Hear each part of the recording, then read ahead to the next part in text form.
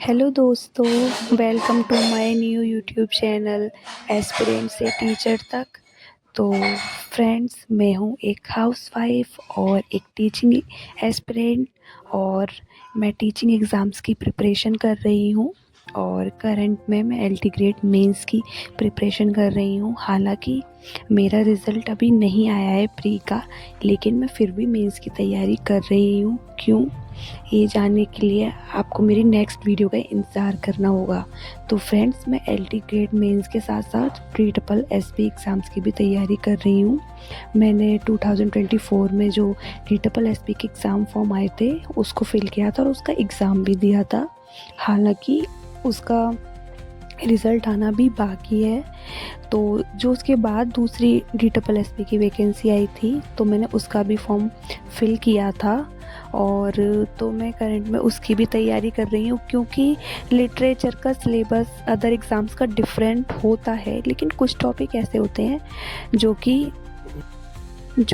एक दूसरे से काफ़ी मिले जुले होते हैं। तो मैंने पहले अदर एग्ज़ाम्स का सिलेबस देखा और फिर ये देखा कि कौन से ऐसे टॉपिक हैं मेरे जो इन एग्ज़ाम्स में एक जैसे हैं। तो पहले मैं उनको अच्छे से प्रिपेयर करूँगी, उसके बाद जो भी एग्ज़ाम मेरा पहले होगा मैं उसके अकॉर्डिंग जो एक्स्ट्रा चीज़ें हैं वो मैं कवर करूँगी। लेकिन करंट में अभी DSSP एग्ज़ाम्स शायद आने वाले हैं, नहीं आने वाले हैं, I have no idea. But at this time I have prepare for LT grade mains. तो फ्रेंड्स, मैं आपके साथ अपनी जर्नी शेयर करूँगी कि मैं कैसे अपनी पढ़ाई को मेंटेन करती हूँ, कैसे मैनेज करती हूँ एक हाउसवाइफ होने के बावजूद भी, और मेरी क्या स्ट्रेटजी रहने वाली है एलटी ग्रेड मेंस को लेके। क्योंकि फ्रेंड्स, आपको पता है, अगर आप एक हाउसवाइफ होंगी तो आप मेरे से ज़रूर कनेक्ट कर पाएंगी कि हाउसवाइफ के पास बहुत सारे रिस्पॉन्सिबिलिटी होती हैं, या मैं कहूँ कि एक लड़की के ऊपर भी बहुत सारी रिस्पॉन्सिबिलिटी होती है। क्योंकि कभी कभी ऐसा होता है कि किसी चीज़ों के चलते हम अपने करियर को काफ़ी पीछे छोड़ देते हैं, लेकिन ये बहुत गलत है। क्योंकि जब हमारी प्रायोरिटी में हमारी फैमिली रिस्पॉन्सिबिलिटी, हमारा घर, हमारे बच्चे, एवरीथिंग, सब कुछ मैटर करता है, तो उसी तरह हमें अपने करियर को भी प्रायोरिटी देनी चाहिए। मैं ये नहीं कहूँगी कि आप घर को इग्नोर करिए या अपनी रिस्पॉन्सिबिलिटी मत निभाइए या फिर आप अपने बच्चे को मत देखिए, नहीं। बस मैं इतना कहूँगी कि जब आप इतनी सारी अदर रिस्पॉन्सिबिलिटी निभा रही हैं तो आप अपने करियर को भी एक चांस दे के देखिए ना।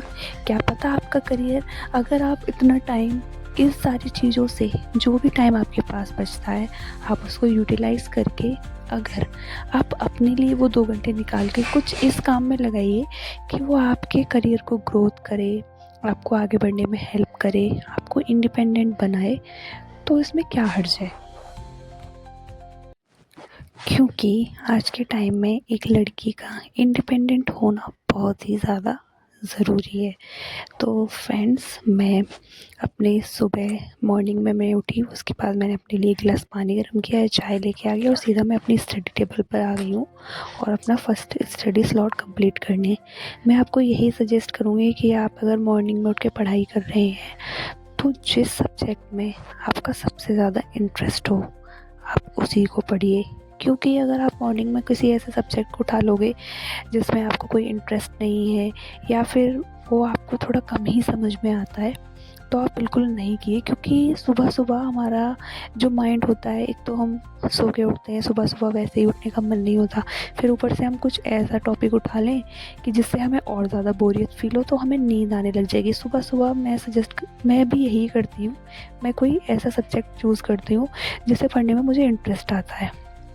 तो मेरा इंटरेस्ट तो मेरे सब्जेक्ट में, ये जो मेरा मेन सब्जेक्ट है, तो मैं सुबह को उसी को पढ़ती हूँ क्योंकि मुझे उसे पढ़ना बहुत अच्छा लगता है। जीएस में मेरा हाथ थोड़ा तंग रहता है, तो मैं जीएस को दोपहर में काम से फ्री होने के बाद आराम से बैठ के पढ़ती हूँ, क्योंकि मुझे जीएस थोड़ी ज़्यादा पसंद नहीं है।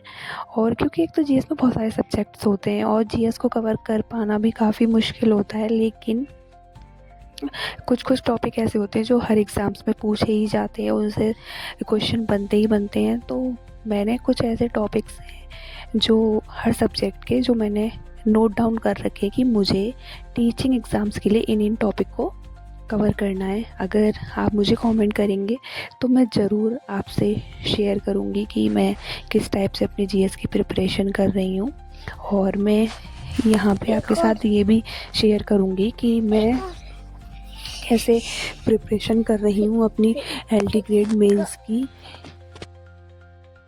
तो फ्रेंड्स, ऐसा ही होता है कि बच्चे के साथ बहुत ज़्यादा मुश्किल होता है खुद को टाइम देना, या फिर कोई भी। अब मैं यहाँ पे वॉइस ओवर कर रही हूँ तो भी बीच में आके मेरी बेटी मुझे डिस्टर्ब क्या, बच्चों का तो पता ही है कि वो माँ के आसपास ही भटकते रहते हैं, और बच्चे हमारी पहली प्रायोरिटी हैं। लेकिन फिर भी तो इसके बाद अपनी पढ़ाई का स्लॉट कंप्लीट करने के बाद मैं किचन में आ गई थी ब्रेकफास्ट रेडी करने, क्योंकि मेरी बेटी को स्कूल जाना था और घर के बाकी लोगों को भी काम पे जाना था। तो मैंने नाश्ता बनाया। इसके बाद मैंने नाश्ता अपनी बेटी का टिफ़िन पैक किया, बॉटल ली पानी की, सब कुछ उसके बैग में रखा, और फिर अपनी बेटी को स्कूल भेजा। और उसको स्कूल भेजने के बाद मैंने अपने बाकी कामों से नहा धो के ब्रेकफास्ट करने आ गई थी, क्योंकि मैंने सुबह बस 1 कप चाय ली थी, कुछ ब्रेकफास्ट नहीं करा था। और फिर अब फ्रेंड्स, मेरी बेटी स्कूल जा चुकी है और मैंने नाश्ता भी कर लिया है। अब मैं 2 ढाई घंटे की पढ़ाई करूँगी। सुबह मॉर्निंग में मैंने 2 घंटे समथिंग पढ़ाई कर ली थी, लेकिन इस टाइम मैं जब तक लंच प्रिपेयर करने का टाइम नहीं होगा मैं कंटिन्यू पढ़ाई करूँगी।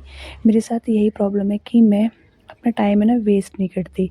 मैं सिर्फ काम, पढ़ाई, फिर काम, फिर पढ़ाई, फिर काम, फिर पढ़ाई, मेरा कंटिन्यू यही चलता रहता है। और मैं दिन में थोड़ा बहुत, ज़्यादा से ज़्यादा आधा घंटे की नींद लेती हूँ, क्योंकि अगर आप मॉर्निंग में जल्दी जग रहे हो तो आपको दोपहर के टाइम में आपको सजेस्ट करूँगी कि आप आधा घंटे की एक नैप ले लो, क्योंकि हमें अपनी नींद से भी कॉम्प्रोमाइज़ नहीं करना है।